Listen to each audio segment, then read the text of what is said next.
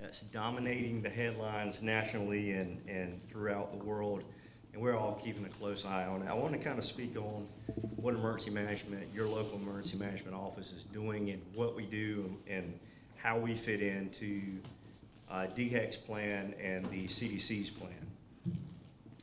Currently, everyone wants answers to questions that we don't have the answers to, and we're just as interested in that information as you are. Almost daily, we get information updates from the Department of Health and Environmental Control, which by state statute is the public health authority for South Carolina. There is no county equivalent counterpart to that public health preparedness piece. So we work with them, and their plans is to manage the crisis side of it. CDC, DHEC manages the early stages, prediction, vaccines, all the many things that comes along with early detection. And then the emergency management piece is the consequences of what happens. So they're sort of on the front end of it, and we're sort of on the back end. And we have had plans in place since the mid-2000s, back when H1N1, swine flu, bird flu, all the other flus were the topic of the day. But currently right now in South Carolina, there has been no cases. U.S. Has had 22 cases, and only 2 cases have been person to person, although those are the most concerning. DHEC and CDC has been predicting the arrival of this disease or virus for weeks now, and have been ramping up their plans as such. Currently, the only spread in the U.S. has been in California, Oregon, and Washington. Their recommendations, which we also promote, is exactly what you would do for the flu. So good hand washing, good hygiene, staying at home if you're sick, keeping your kids home from school if they're sick. And so our job at this time is basically brokers of information to pass on those tips.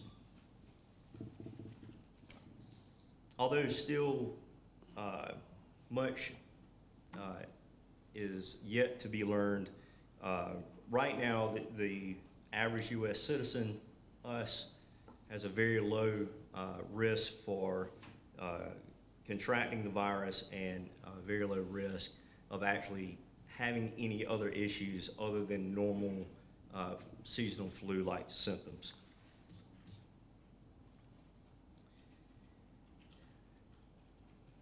There are plans in place locally for medical surge issues. Our hospital and hospitals in the area work with the South Carolina and North Carolina public health preparedness programs to identify beds in which may be needed, and this is not unusual.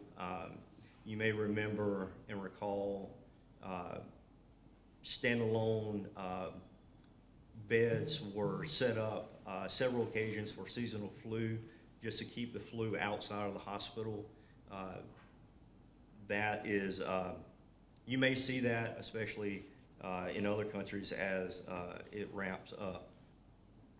So right now, the plans for monitoring, quarantining, the medical surge side, and the supply interruption could be something we're faced with.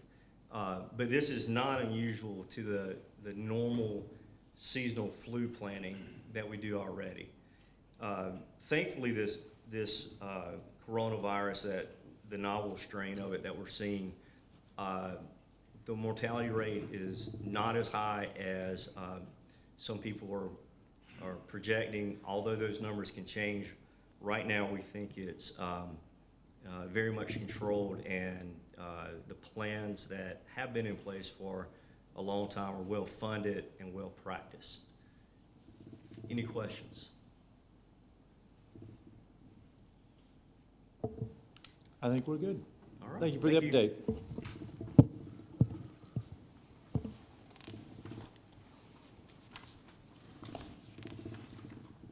No one signed up for public forum. Easy enough. Any items to be removed from the consent agenda? If not, do we have a motion? Move to approve consent agenda. Second. Any discussion? All those in favor say aye. Aye. All opposed? Hearing none, motion passes. Public hearings. Rezoning action, public hearing and consider first reading, case number 19-30, tax map 171000010, to rezone from PD to LI, 22.75 acres at 130 Highway 161 North Clover. Is there anyone here against?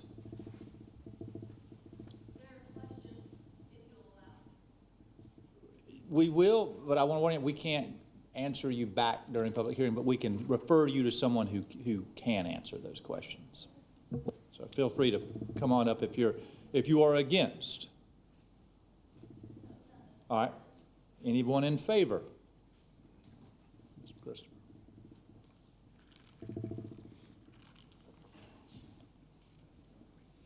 I'm the applicant. Yes. Okay. Good evening, Chairman Johnson and council members. My name is Dwayne Christopher of 2424 India Hook Road, Rock Hill, South Carolina.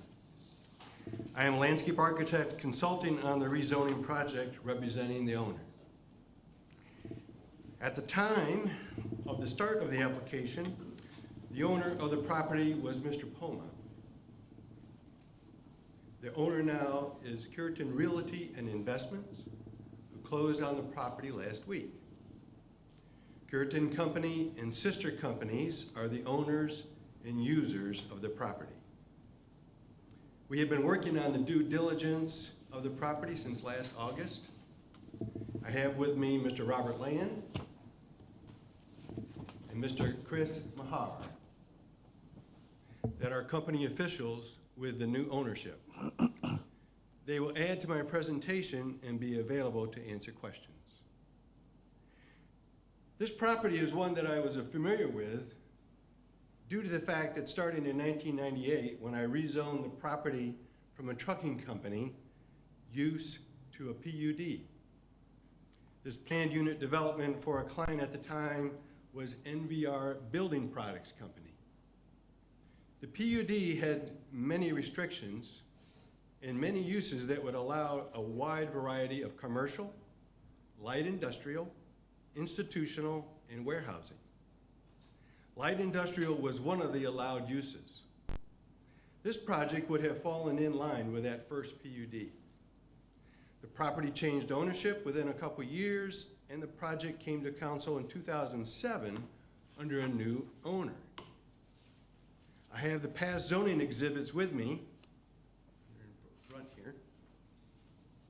If any one of you would like to see the wording. Since 2007, the property has had limited use that is productive to the owner and to the community. The property has been collecting unwanted visitors with vandalism stripping the buildings of valuable metal. 3 acres on the east side was sold in July of 2017 to Bethany Santiago Volunteer Fire Department. Their facility is now under construction.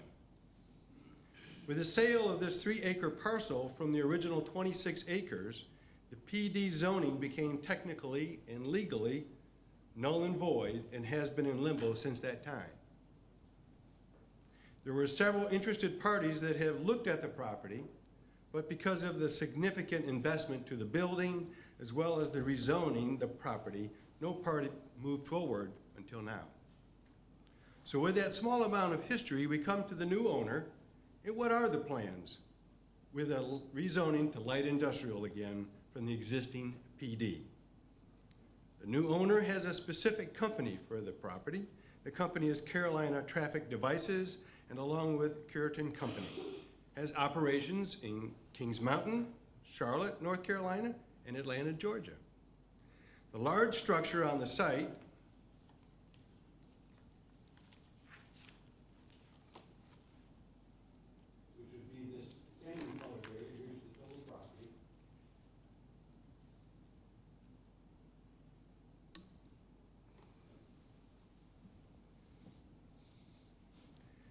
primarily open and on the interior and will be upgraded to the new building codes. The activity that will occur inside will be the cutting, bending, and preparation of rebar to transport to the company's facility in Kings Mountain, North Carolina. At their facility in Kings Mountain, the rebar is used in the reinforcement of concrete traffic barriers. The rebar will come in on flatbed trailers and then leave on trailers. I want to share that their facility in Kings Mountain is new and is very busy making concrete barriers. If you have traveled on I-85, you can see why there is a need for concrete barriers for the next several years. In addition to the rebar manipulation activity, the company assembles and mounts devices on truck bodies that are used as traffic control and truck-mounted attenuators. These are trucks that one would see on road and highway construction projects. Flashing lights and arrows and devices alike. This operation will be in the main building. The exact locations of the different operations will be planned out accordingly. The trucks with these devices will be stored on the property, in sheds, and on the outside area until used on highway construction projects. I have a couple pictures of the machine and rebar that I am speaking of, and also a couple pictures of the type of trucks that receive the upfits for traffic control devices. These pictures that you see on your screen are the devices, the rebar that's in their existing facility in Kings Mountain. So you can see what will be used at their revamped facility in Kings Mountain. There's the machine that bends the rebar. It's sort of, when I was there, it sounds like a heartbeat. Bum, bum, bum, bum. It's really neat. Then there's all their concrete devices all stacked up, ready to go to the interstate on the outside. Now here's the trucks that you see that are before devices are on, and then I think there might be one more picture. There's a typical type device there. So that's it for my show pictures. Thank you very much, Karen. The last activity that will be occurring is office staff. The plan is now to add about 5,300 square feet of office within the main building. This staff will be the management, sales, and support personnel. The number of employees will start out about 10, and then in the future, potentially growing to 30+ employees. There are existing sheds on the property that will be used to keep product inventory and other supplies in. The building, just to reiterate, the building will be upfitted to new codes. This will cost a significant amount of investment. Once we have determined all the square footages, then the site requirements will also be designed and constructed to what is required. Those site requirements include parking, storage, pavements, access points, septic fields, well water, stormwater, and buffer yard plantings. The light industrial is the only zoning that fits this operation. This operation is a low site impact, low noise impact, and no chemical impact. There are no plastic products manufactured here and no hazardous waste. In addressing the zoning findings, number one, the rural character for this property is a character that is portrayed erroneously. I understand land use planning, but this is a very site-specific, and we have a use that will work. The property had been a trucking terminal site in the early 70s. Cottage industries or farm markets at this location is highly unrealistic. Updating the property and bringing life to this area is a high priority for this location rather than a poorly looking site. We have an institutional use coming online shortly, a fire station adjacent to us, and a food and beverage commercial establishment across the street. Does the request violate the land use plan? The record shows that for 50 years or more, the site had been a light industrial character, and the new owner will bring a fresh new look with a viable business to York County. Number three, appropriate uses. Here again, the property has been looked at many times over the past few years. We know we now have an owner that is going to bring the property back from the dead. We had the property zoned in the PUD for light industrial in the past. We have a very good fit now. There's no school impact, is not a factor. Traffic mitigation is not required because of the low impact on traffic. Number 6, regarding utilities, the site has its own well water system and septic fields and will handle the site as they have in the past. Number 7, this line item is the availability of vacant land or current use in the vicinity. This item is not material to the rezoning. We have an existing building and site that we are adapting to a new use without having to look to more land developing. In conclusion, we ask council for their support in rezoning the property to light industrial as per our application. We have an owner that is taking this site and turning it into a good working property for commerce. Traffic is not an issue. We are bringing the site to life with updated codes, painting the buildings, the landscape yards will be maintained, provide employment and revenue for the county. All good points for this property. Thank you for your attention. Possibly, Chris or Bob might want to add some of their own points and highlighting that I may have left out. Thank you very much. Thank you. Anyone else in favor? Just make sure you give your name and address, please. Yes, sir. Evening, Council. I am Chris Mahar, Vice President, Carolina Traffic Devices. I reside at 504 Sugar Tree Drive here in Rock Hill, South Carolina. I am a member of the family who owns the property and the companies that'll occupy it, and I've been asked to make some remarks on behalf of the family to convey our connection to York County. Dwayne mentioned in his presentation Curtin Realty and Investments, Curtin Co. and Carolina Traffic Devices, and while they are all technically separate companies, they're all owned, we look at them as collectively as one company, and they're all owned by the Curtin family of York County, particularly of Clover, Lake Wiley, and Rock Hill. The Curtin family has been proud to call York County home for many, many years. And in fact, most of the family has been raised here and educated here. You will find us at the Strawberry Festival, at the Come See Me Festival, Summerfest in Christmasville, certainly at the Curtin Farms Fest, and you will run into us at the Garden Cafe, the Copper Pub, or getting a milkshake from Hobo's. You might pass us on the trails at Kings Mountain State Park or on the Greenway, or at the Rock Hill River Walk. You'll see us in the stands on Friday night for a football game, and in the pews on Sunday morning. And our kids attend York County Public Schools. We are not just another Charlotte company moving across the border to take advantage of the taxes in schools. We are your neighbors, we are your constituents, and we are members of the community. The decision to move our headquarters from Charlotte to York has a personal aspect to it that should not be overlooked. There are certainly business reasons to make the move to York County, but because of the significant challenges this property brings, because of its neglected state, I would not say for certain that if this property were not in York County, that we may not pursue it.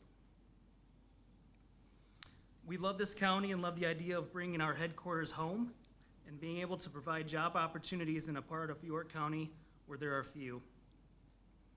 As members of this community, we feel a major responsibility to be good neighbors. We are committed to working with the local community to ensure that our presence enhances quality of life and does not detract from it. By cleaning up the site, eliminating a place for unwanted visitors and vandals to recreate, and by creating job opportunities, we will make a positive impact on the neighborhood.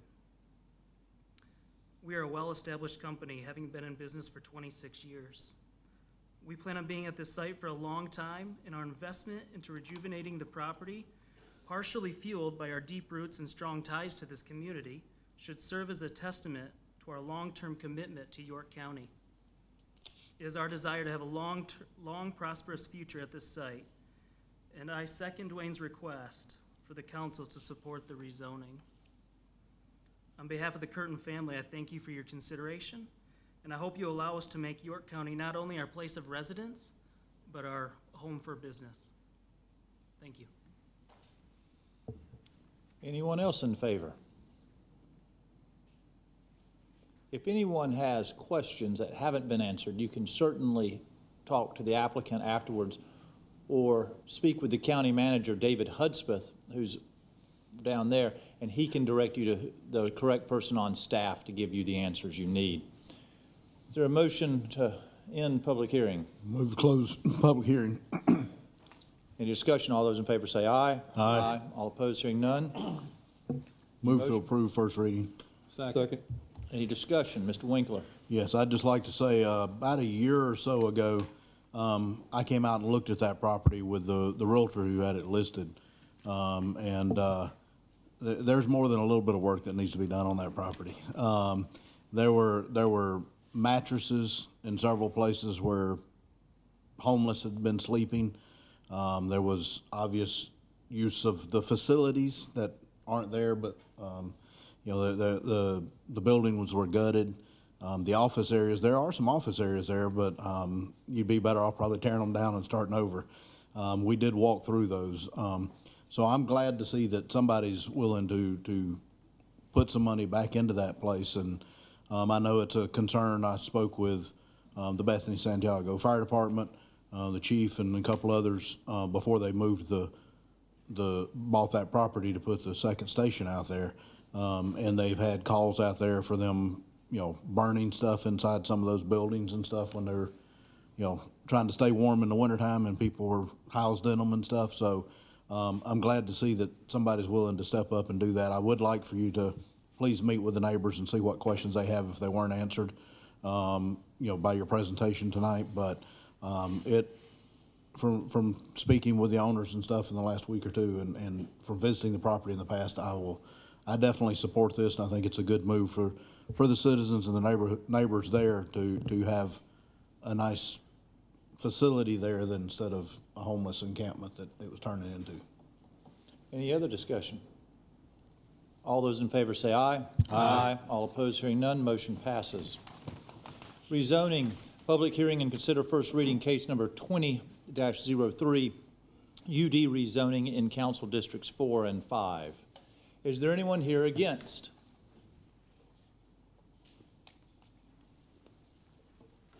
Anyone against? Anyone in favor? Yes, sir. Feel free to come forward. And again, name and address, please. It's Marshall Walker. I live in 2951 University Drive in Lancaster, South Carolina. I'm one of the owners of this property. The reason we want to rezone it is because we understand that UD is going out, and now would be the appropriate time to get it back into the residential UD, and feel like we could use it. We would be able to do what we want with it more so than with it being taken in, from what as we understand it, you were going to do away with UD, and we needed to do something with it, so we went to RUD, and that's the reason for my being here. Thank you, sir. Anyone else in favor? Second. Any discussion? All those in favor say aye. Aye. All opposed? New motion? Move to approve first reading. There's a move and a second. Any discussion? All those in favor say aye. Aye. All opposed, hearing none, motion passes. Council to hold a public hearing and consider approving second reading of an ordinance authorizing a third amendment to the intergovernmental agreement by and between the City of Rock Hill and York County relating to the Textile Corridor redevelopment plan, the amended downtown redevelopment plan, the Red River redevelopment plan, the Manchester Village redevelopment plan, and other matters related thereto. Is there anyone here who wants to speak against? Is there anyone who would like to speak in favor? Second. Any discussion? All those in favor say aye. Aye. All opposed? Second, another motion. Motion to approve. Second. Any discussion? I do have Ms. Cox? a comment. At the first hearing on this, I voted to pass this through first reading, and there's 3 readings that are required. I'm going to actually allow second reading as well, seeing that we haven't had any folks from the community come out and speak. But I do want to say a few things. The event center in downtown Rock Hill, it's phenomenal, it's exciting, nobody's opposed to that. I think everybody up here on this council thinks that's a great thing. The question is, who should be paying for it? Why is it taking so long to pay for it? And how should it be funded? Should it be funded by taxpayers and schools, or should it be privately funded? The auditors confirmed when they went and looked at the books on this that TIFs generally are 20 to 25 years. This TIF is double that. This is the longest TIF they've ever seen, and I think it may be the longest TIF that's in South Carolina. To me, that's why this warrants some review. In 2015, it was one of the first things that I did when I was on council. We were asked to look at the TIF, and at that time, it did not appear, and that moved forward without my vote and without my support. And to be clear, if we were voting on whether or not to extend that TIF again, I would still be a no. I would say we shouldn't be doing this, but that's not the issue that's before this council. Today, the issue is whether or not we should allow the expansion of the debt cap, provided that there are specific controls in place that prevent a further extension. And that's the issue before us. And so I'm trying real hard to stay focused on that, but I think there are some things that I do want to note, and I want to make sure that if I'm incorrect on this after looking at the audit report, I want to be corrected on it.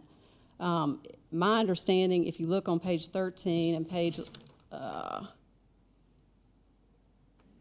11 of the audit report, it appears that there was issued about $50.5 million in new debt to cover $50.5 million worth of projects. Now, after that, the city's refunded and refinanced this debt 4, maybe 5 times over the last 30 years, racking up significant interest and not paying off the principal. After 30 years, it's clear that we've paid more in interest and in fees to the banks than we have on the principal debt, and that's the problem. After 30 years, you should have something to show for that. In fact, according to this report, $7.6 million in interest is paid. We've paid $1.2 million just to issue the debt, $230,000 to underwriters, and $300,000 in capitalized interest. That's interest on interest. I would like to know, and it seems to me that we need to get a handle on this. There needs to be something to show that this debt will actually be able to be paid off. There still is $46 million, according to the auditor. There still is $46 million worth of principal that's owed on this debt. I don't like supporting an increase in a debt ceiling when it's clear that we're not going to be able to make headway on the debt. To me, there's many other ways to fund this. However, I understand from the other side agreements that exist that the Rock Hill schools will be getting cash payments and resource officer funding, which is important. I mean, obviously, the school district is out here looking to do a bond referendum, and we need to support our schools. This is a concern for me when we start allowing that money to go somewhere else. This amendment, as I understand it, reduces the ability to refund the debt, which means that we're not going to have these opportunities. It's going to be limited to the existing debt. There's going to be controls on how the money can be spent. We're going to require annual audits, and we're going to require reserves in place to fund the debt. So I'm allowing second reading because I think it's important for our community that we finish what we've started. But I think it's important for the facts to get out there, and I would expect that the journalists who are covering this, they need to do some homework and take a look at this, because I think the county has worked very hard to support the city on this, and any suggestion otherwise to me is just wrong. At third reading, I really would like to have some more assurance that we're going to be able to make sure that those payments are going to be made and that this extension is not going to be indefinite, that it will be done in 2039. Any other discussion? Dr. Blackwell. Per the points of Ms. Cox, and I won't get into all the weeds of what she pointed out, probably some of you sitting there saying, what is she saying? Because she was real exact in the point she was making. But when this first came about, I pointed out to our finance director, Mr. Madden, that I probably couldn't support this based on its history of points Ms. Cox did better than I could pointing those facts out. But when he came up with his final ordinance that built in all these accountability check and balances, it made it something that I could have accepted and approved, because it provides for that needed accountability that we have to have on this, and because of that, I am going to support Ms. Love? So I may ultimately be a no on this vote at third reading, but out of consideration for Councilman Roddy, who has asked me to support this in his absence tonight, so that it doesn't die right here in front of us, I'm gonna vote yes tonight. I'm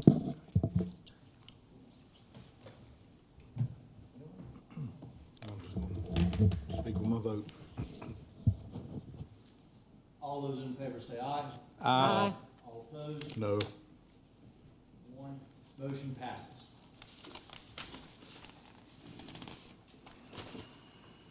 Council will consider a first reading of an ordinance to adopt the I-77 South Corridor Small Area Plan as an addition to York Forward, the 2035 York County Comprehensive Plan, pursuant to the Code of Laws of South Carolina, Title VI, Chapter 29, entitled South Carolina Local Government Comprehensive Planning Enabling Act of 1994, to hold a public hearing to provide for other matters related thereto. Evening, Council. I'm Jonathan Warno, Assistant Planning Director. Karen, if you go to the beginning of the presentation. Oh, sorry.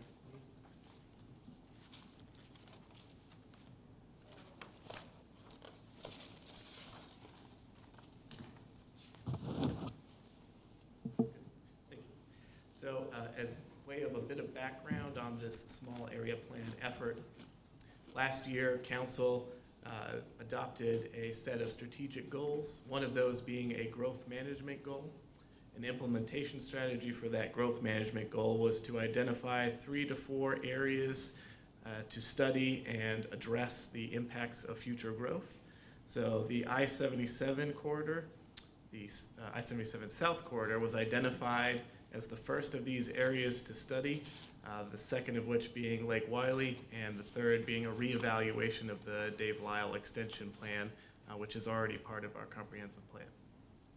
So one of the reasons that the I-77 South corridor was identified as an area to study is its importance to the sustained economic growth in the county.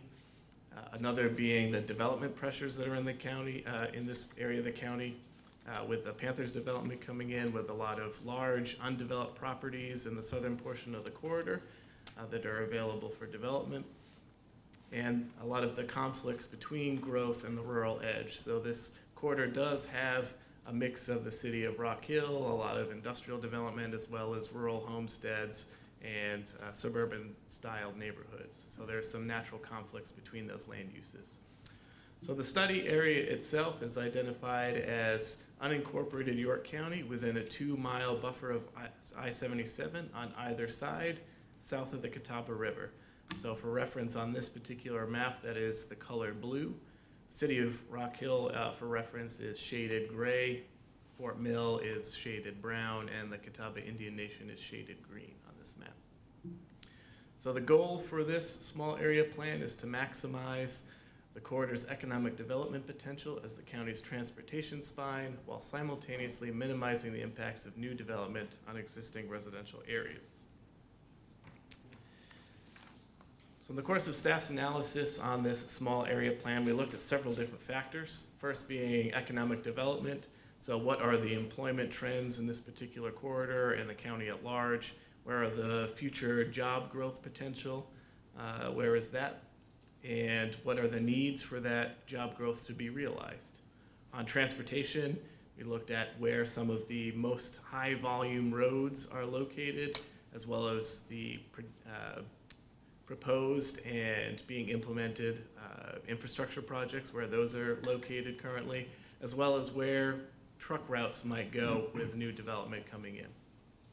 Additionally, we looked at utilities, so where are the Rock Hill water and sewer lines currently in existence, and how might those serve or expand in the future? We looked at existing land uses, so where are those employment uses now? Where are schools? Where are other institutional type uses? Just to make sure that we're identifying where those are currently as they're developed. We looked at the underlying zoning districts in the corridor, so the future development potential across the corridor, what people can do by right with the property that they currently own. We also looked at the existing comprehensive plan guidance. So in the future, what is the current plan recommending be built?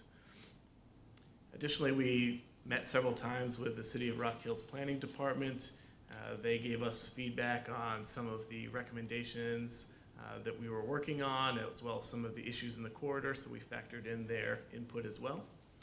During the whole process, the public was heavily involved. At the outset of the project, we had a public survey that went out. We had over 1,500 respondents and several hundred open-ended responses that staff read through all of them, I promise you that. We incorporated a lot of that feedback that we received into the recommendations that are included in the plan. We also had 2 public meetings during this process. We had one in September that was a public input meeting. So we had exhibits that were put up that depicted what the existing conditions were in the corridor and asked people for their thoughts on what is and isn't working in the corridor, on land use, and things that they encountered in their daily lives that they found to be difficult, or what their hopes were for things that were missing. We also had a public feedback meeting in December where we brought a draft list of the recommendations that are included in the plan to the public and asked for their input and comment on those as well. And the third and final opportunity for public input will be at the next county council meeting, where there'll be a public hearing on this item. So getting into a summary of the issues that are identified in the small area plan. On conflicting land uses, employment-driven land uses in the corridor, existing and planned, may create adverse impacts on residential and civic uses.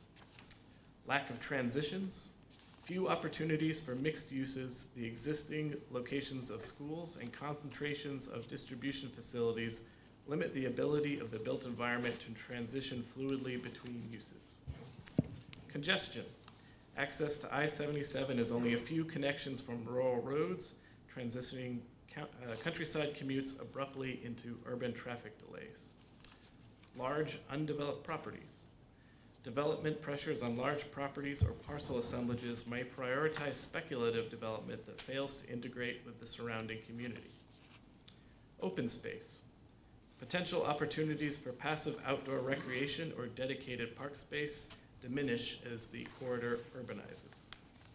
Finally, employment. Harmonious balance of interstate employment and other uses is needed to maintain economic viability and preserve quality of life. So getting into the recommendations that are included in the plan, this map that you see on the screen here, that's on pages 40 and 41 of the small area plan that you should have. So these are recommended changes to the future land use map. So this is the map that projects what the county should be building, or what should be built in these particular areas, not that the county is doing all of that building. So in area identified as number 1, and again, most of these proposals are changing the I-77 corridor employment future land use designation, which is employment-driven uses, industrial, things of that nature, that are going to bring a high volume of jobs. So we're proposing to transition that to something else for most of these. So the first one, identified as 1, that's depicted in brown, outlined in black. So those areas right now, I-77 corridor employment, we're proposing that those be changed to municipal infill as a recognition that these areas are largely isolated from the rest of York County. You would characterize them mostly as donut hole properties. So it's hard to have impactful planning on those properties when they're so remote from other properties that York County would have control over the planning. So it's in deference to the city of Rock Hill, we would consult their planning documents instead when it comes to review these items for land use decisions. Number 2, this area just south of Sturgis Road, going from I-77 corridor employment to neighborhood residential. And the reason being there that to the south and to the east in that particular area, it's all residential, planned and built, and it doesn't have direct access to Dave Lyle Boulevard. And as an isolated bit of I-77 corridor employment, it didn't make a whole lot of sense to leave that particular piece there. So we're proposing to move that to neighborhood residential. Number 3, similarly, surrounded by neighborhood residential and even rural residential going eastward. If this area were to be developed with employment uses, you'd have a lot of potentially truck traffic that would be added to Hopewell Road. So planning staff is looking to prevent adding trucks to Hopewell, in addition to all of the relatively new truck traffic that's now going on Springdale. Number 4, this is currently a rural center on the comprehensive, in our comprehensive plan. And we are proposing that it become a neighborhood center instead. So that's just a matter of scale, saying that this should be a node that serves more people than a typical rural center, which might have a store or two.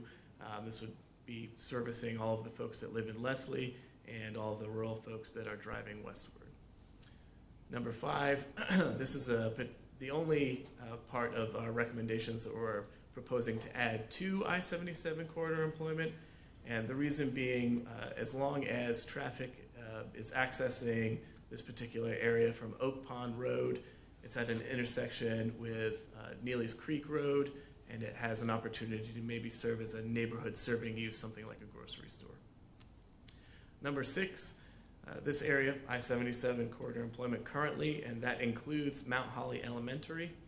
So planning staff felt it would be more appropriate to have the elementary school serve as a line of demarcation between the employment uses and the residential community to the south and to the east. So rather than having industrial development, a school, industrial development neighborhood, we'd have a better transition there.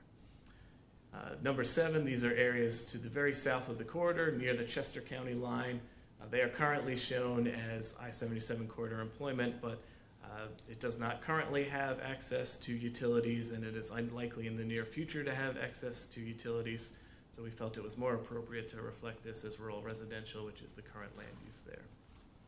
And finally, numbers 8 and 9, these are very small areas that were shown to be employment areas, but in context to the surrounding area, it's more appropriate to change them to the immediate vicinity.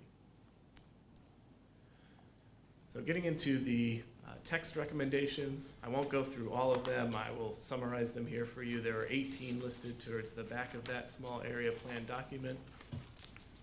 On the zoning side, there's a recommendation to consider adding business and technology park and mixed use as new zoning districts. Currently, if you wanted to do a development of scale and of a mixed variety, you'd have to do a PUD in most cases. So having additional zoning districts would better enable developers to do that and have some more predictability on the county side as well. Second, we have consider warehousing, wholesale, and distribution establishments to be permitted by special exception with conditions ensuring compatibility. So trying to make sure with all of the warehouses that are going to come into the corridor that they be approved by special exception rather than just being permitted by right, and with the conditions making sure that they fit into the neighborhood in which they're proposed to be located. Land use transitions. So we want to isolate uses that have noxious impacts. So you don't want a concrete crushing facility next to a school, things of that nature, so trying to do that. Related, removing schools as a permitted use in industrial and light industrial districts. So if a new school is going to be proposed to be located, we would propose that it not be permitted in those zoning districts, so in the future you're not having those immediate impacts between two disparate land uses, as well as losing potential property that could be developed for jobs and employment. This is very difficult to rezone something from residential to industrial versus going the other way. Some of the other recommendations: higher land use intensity and building height closer to the interstate, and stepping down the closer you get to neighborhoods and the further away you get from the interstate. Improving visual transitions regarding large parking lots and application of architectural standards. Monitoring the consumption of land, which is prioritized for employment. And discouraging single-family housing adjacent to I-77. On transportation, ensuring new developments maintain an acceptable road level of service and improve the pedestrian network. Encourage implementation of the RFAT's Collector Street Plan. Monitor impacts of proposed mixed-use site and I-77 interchange that is associated with the Carolina Panthers facility. Obviously, that will have a large impact on not only the city, but the rest of the corridor as well.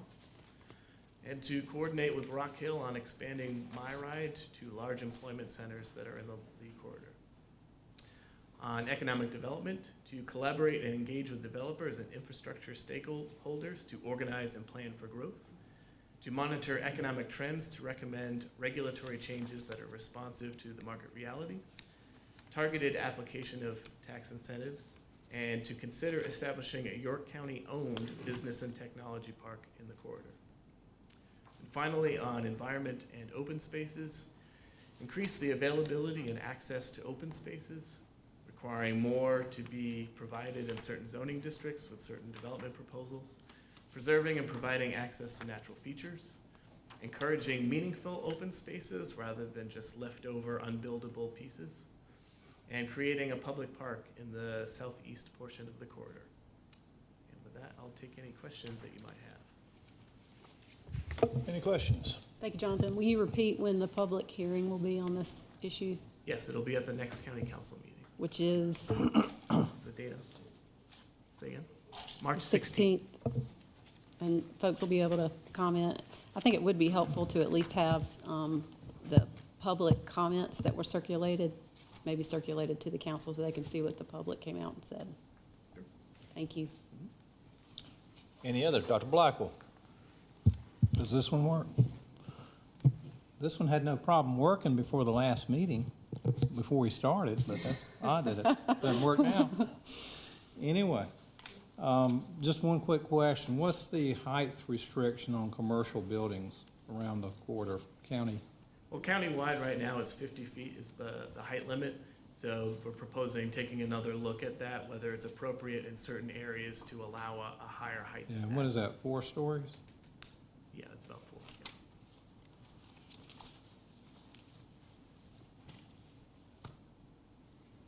Anyone else? Ms. Love?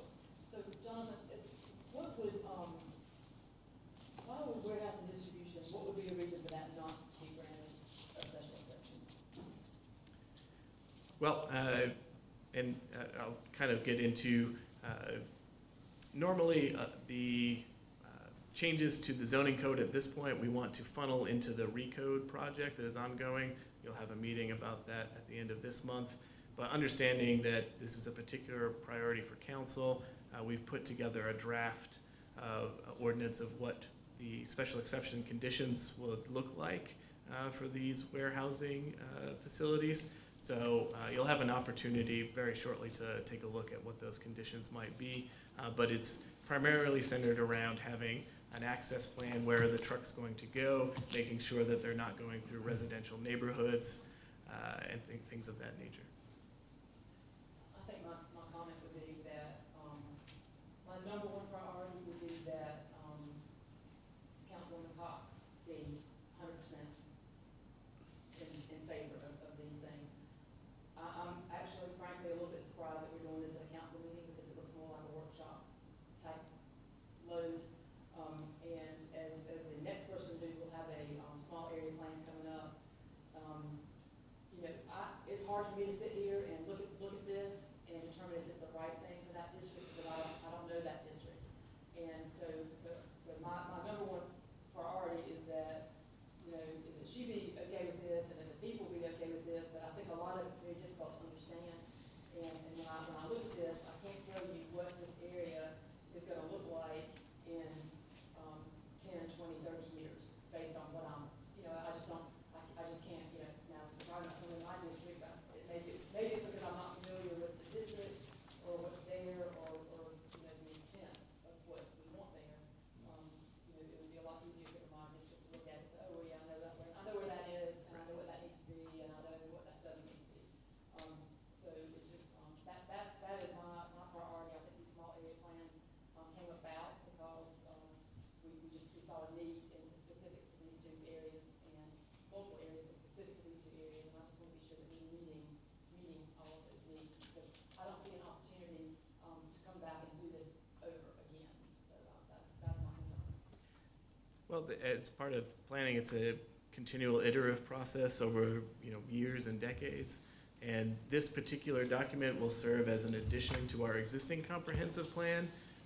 And that, as you know, goes through an update every 5 years and a complete revision every 10 years. So there will be many opportunities in the future to keep taking a look at this area, making sure we're getting it right. So part of my concern, and I appreciate all the work, I can tell that a lot of work has gone into this, a lot of thought. And, you know, I guess my beefs with, comprehensive plans is that one of the parcels that we did not approve, for my district was, we didn't approve 149 homes as opposed to 89, but my comprehensive plan for that allows 180-something homes. So even more than what we would ever even consider, 3 times what we would even have considered. So to me, comprehensive plan is kind of just a pie in the sky. And what happens while you're looking out at that comprehensive plan, all the bad stuff happens while you've got that way out in front somewhere. And so that's my concern is really and truly what is this gonna look like? Are we gonna be able to say, 20 years from now, well, that's what we wanted it to look like, but that's not how it turned out, because all this happened and the things weren't zoned, we can't go and tell these property owners, well, we're gonna rezone your property to allow for this. So it really is, it's just a kind of a vision, and I don't know, I think my frustration for the past 3 years has been, how do we ultimately reach that vision? How do we get there? How do we make what we're talking about, and all of this work and effort, and all of the input from the taxpayers, how do we make it reality? I go to bed every night with that frustration, so. If you can help me with that somewhere along the way, that would be great, but I'm just not sure there's an answer. Yeah, and these are policy documents. They're supposed to guide land use decisions in the county going forward, and they are a reference for both staff and for council and planning commission to make decisions. And there may be times when staff makes recommendations that don't necessarily jive with exactly what the comp plan is recommending. And case you had earlier tonight was a rezoning request where staff was recommending approval on something that the plan didn't envision, just because it made more sense to approve it with the current proposal. And council, as you stated, makes those decisions all the time. So it's a source of guidance to consult, but it doesn't have to be the final word on any decision. I think sometimes we can we can make something happen, but we can't stop something from happening. And I think that's where the frustration comes from. I see a lot happening. Mr. Winkler? 2 questions. One you kind of addressed, but we've got public hearing next meeting. I know we've got Recode York County going on, and there was a lot of talk about changing zoning and ordinance stuff in this. Are we gonna be able to mesh all that together? Because it sounds like we got a workshop or we're gonna be talking about Recode after we're doing this. Now, I know this is just a small change, but it does affect some of the zoning, so I want to try to understand how all that works together. You're exactly on target. Our consultant for the Recode project, they already have this draft small area plan, so they've already taken a look at it, and they've pulled some of the recommendations that are in here. So they're ready to go. They've included that in their draft code assessment that council will have an opportunity to look at. So they're trying to make sure that as we're a moving target with the county with all of these small area plans and other work that we're doing, that they're keeping track with that, so they make sure they're following up with us as well. Okay. And then could you go back to the little map you had on page 41? Yes. I just have a question. I'm not as familiar with this area as Allison said, but somewhat familiar. When you look at number 3 there, where you're talking about changing that back to a municipal, it's a municipal infill. It looks like it's surrounded, but it's a neighborhood residential. Yes. But right below that, you've got the I-77 corridor employment. Correct. And it's kind of by itself there. Yes. And Why there- was that not a recommended change, or is there something there that I'm just not aware of that's already there or something? Yeah, so that particular area is an extension, the part that is staying pink, that I-77 corridor employment, at least that's our recommendation. That's an extension going eastward of the legacy Rock Hill development, that industrial park. So it kind of leaves room for additional growth of that existing park. And we did include some language in this small area plan guidance that says that there should not be any access to that particular area from Neely Store Road. So it should all be on 21 instead. Okay. Thank you. Any other? Since it is my district, I will say, Jonathan, thank you for doing this report. Probably Allison, and I appreciate Allison's comments. I think it is important that we defer to council members when it doesn't impact the rest of the county to get things done that need to get done. And if they can't get things done or they get the wrong things done, then they get voted out. I mean, I think it's important to make sure that the folks up here are able to represent their people and to look at it from a county perspective. So I did ask that staff provide this overview because I think it's important that council hear it. But I've never been one to hide the ball. This is probably why I'm a terrible politician. The reason why I wanted to do this is because District 5 seems to be a magnet sometimes for undesirable things. So we get the landfills, we get the concrete plants, we get all the stuff, and it just doesn't seem to be planned right. And one of the major things that I wanted to accomplish that I had council support for, unanimous council support for, was to limit and reduce warehouse and distribution because it provided very little jobs that could even provide a livable wage, and it tears up the roads, and we don't want to be the Rosal's Ferry Road solution to property values going up in Charlotte, and we're the landing place for that. We do need to have some of it. We need to have some of it because our manufacturers and some of our higher-end paying employers need to have some of that, but we need to limit it, and that's the main goal of what I'm trying to accomplish on this, and I would love to see us pare this down and make it more user-friendly because you and I have had the same conversation. It's a little bit hard to understand, and it's all-encompassing. So, but thank you for all the work that you've done. One more question. Dr. Blackwell, just get back on the height thing again. Yes, sir. So say if, and I guess right now it's more applied toward north of the river with the corporate offices and stuff, but as it comes down, and say that corporate office wants to do a 6-story building, is that just by each incident, they just come and ask for it, or are y'all planning to raise the ordinance? The So that's part maximum? of what we've asked our recode consultants to work on is looking at revisiting that height limitation. Because right now, if someone wanted to come in and do a 75-foot office building, a nice quality high-rise, they wouldn't be able to do it. Right now, they couldn't even get a variance to do it? I'd have to double check on the variance language, but I'll have to get back to you on that. I have one last comment. One, thank you for this small area plan.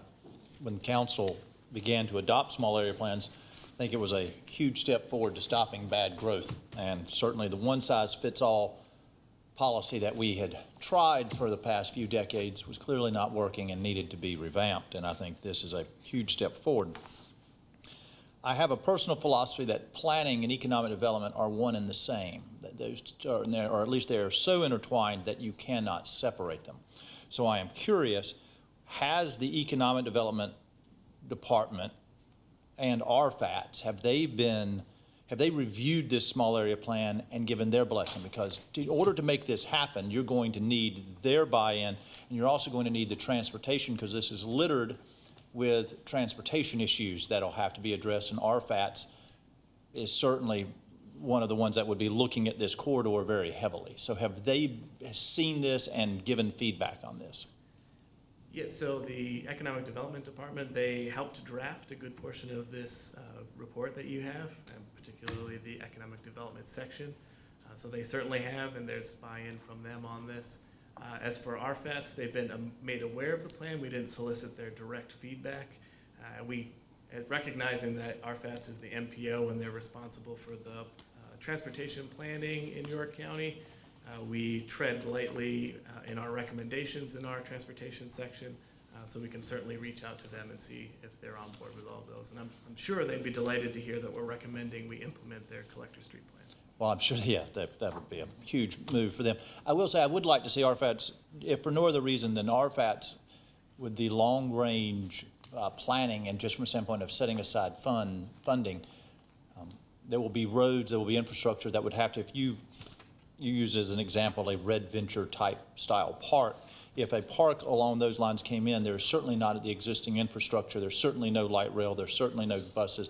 All of this, and that is all falls kind of underneath RFATs, and should certainly, they should have at least be an idea this might be coming or may happen in the next few decades. We never had a motion. Is there a motion to approve this? Move to approve first reading. Second. Any other discussion? All those in favor say aye. Aye. All opposed, hearing none, motion passes. Committee and other reports. Finance and Operations Committee, Chairwoman Christi Cox. Finance and Operations met today at 5:15 to consider applications for service for the following boards, and we're making these following recommendations. As for the CVB, Shay Maple to serve a first term at-large in the at-large position. Zoning Board of Appeals, Jeffrey Hunter, second term for District 1, and John Gast, first term for District 7. Keep York County Beautiful, Mark Schumpert, first term, District 6. York County Natural Gas Board, third term for Albert Hanlon. Catawba Council of Governments is Mike Fuser for a first term for the elected official designation. The ATAX Advisory Committee, Bill Gamble, Brant Hinkle, and Andy Starr, all for second terms. Economic Development Board, we had some discussion about that when there are 13 out of the 18 existing board slots that are vacant, and that could really make a very big difference in the way this is structured. So we had some discussion about, and prior to that, when we were discussing P3, there was some recommendations to reduce that, an 18-member board just being too large to be able to get things done and too large to be able to defer other matters for them to look at. At the same time, we don't want to slow down the strategic plan and getting a consultant for that. So the existing board members, we understand they're going to move forward and go ahead and start that ball rolling again and not stop that. But I think council does need to take a look at how we want to structure that board and how we can reduce it. And the committee had some ideas, but I think this is something that we need to get on the agenda fairly soon, not let that drag out. Perhaps that could be at one of our council workshops where we discuss the plan and perhaps the makeup of the new board. Any council member new non-agenda comments? Wow. I do have one, Oh. sorry. Ms. Cox. So I spoke with Bump Roddy before this meeting, and he had some questions about why we are going the route of requiring on the volunteer pay. We're requiring them to receive W-2s instead of 1099s. I understand Lancaster County, there's a split. Lancaster County does it one way, other counties do it another. I think, to the extent that Justice and Public Safety is going to have a committee meeting, if they are anytime soon, I would ask that you guys take a look at that. If not, if we could just get some feedback from staff as to why that was suggested and why that's better than what the Lancaster alternative is. Andy, you want to put that on the agenda for next Friday week? So your next meeting is? Week from this Friday. Week from Friday. So Andy will put it on there. Ms. Love? I hesitate to bring this up, but I think it's necessary. As the zoning committee chair and as council member who's dealing with something in my district that is bordering on heartbreaking, I think that it's important for us to realize the value of a historic home in York County.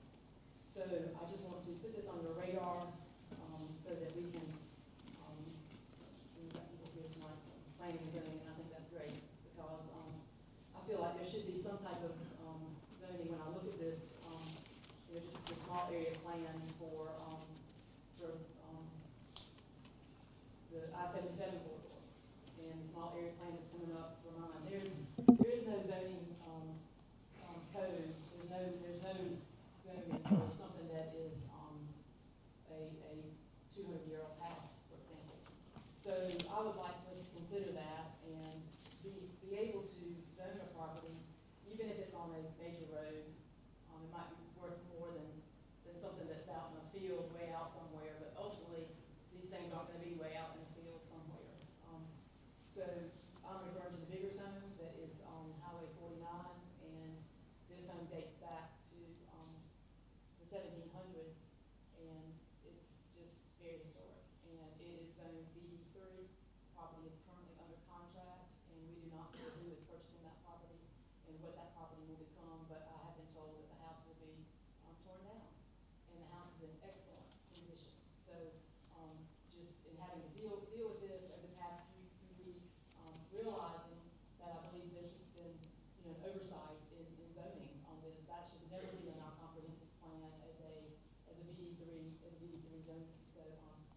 this particular property, just so you know, it does date back to the 1700s, but the person who owned the house also, their family also began Glencairn Gardens, and founded the town of Clover, and also residents of this home also founded First Baptist Church in Clover. So it is a very rich heritage that we are looking at losing. So it just weighs very heavy on my heart. So just something that I think in my small area plan I'd like to have some other color that we can designate, something that is historic and probably should be kept alive. Anyone else? I will bring up, I had sent an email to staff last week. I wanted to bring it up again. I continue to be contacted by people who live on Baxter Lane and the potential cul-de-sacking of Baxter Lane, and with the new road coming through for the warehouse distribution.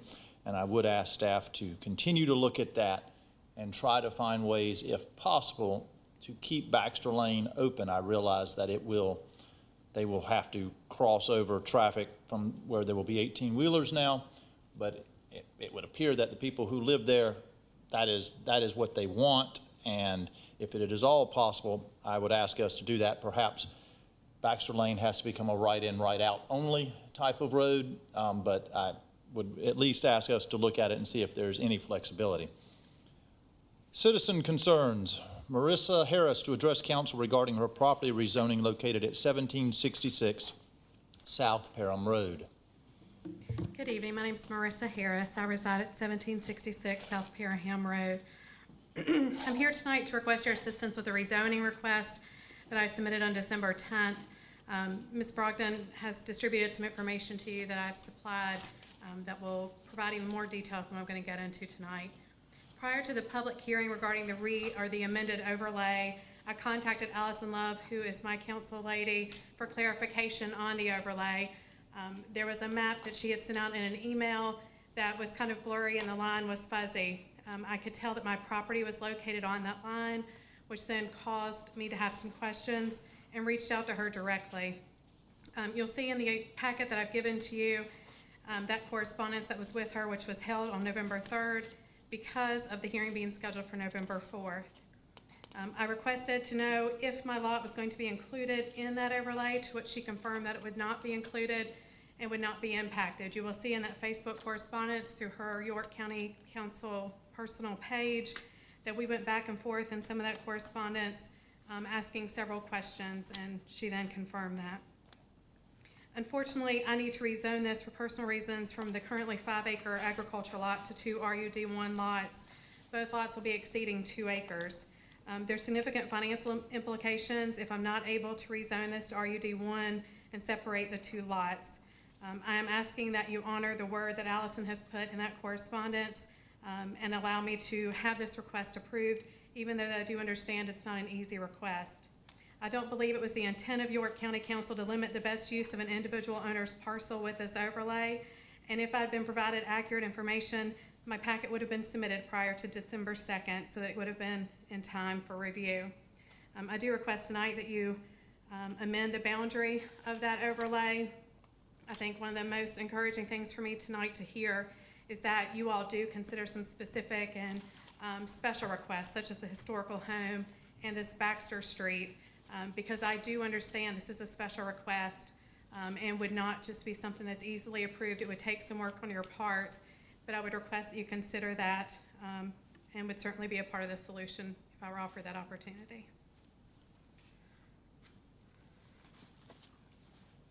Thank you. Thanks. Is there a motion for executive session? Yes, sir. Excuse me. Move to go into executive session for receipt of legal advice, condemnation Pennies Project 11149-004, track 72. For receipt of legal advice on condemnation Pennies Project 11149-004, track 89. Receipt of legal advice on condemnation Pennies Project 11149-004, track 71. and legal advice for condemnation pennies project 11149-004, track 107, for a contractual matter involving Good Motor Company and a contractual matter involving Convenience Center site. Any discussion? All those in favor say aye. Aye. We are in executive session.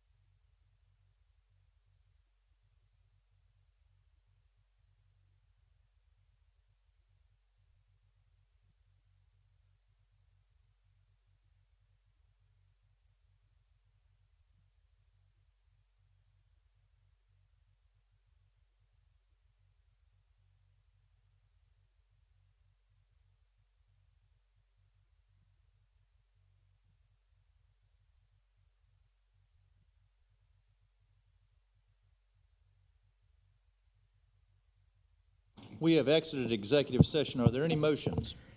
Excuse me. Yes, sir.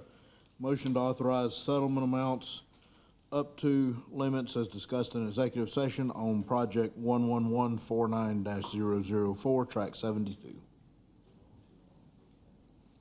Second. Any discussion? All those in favor say aye. Aye. All opposed? Motion passes. Motion to authorize settlement amounts up to limits as discussed in executive session on condemnation pennies project 11149-004, tract 89. Second. Any discussion? All those in favor say aye.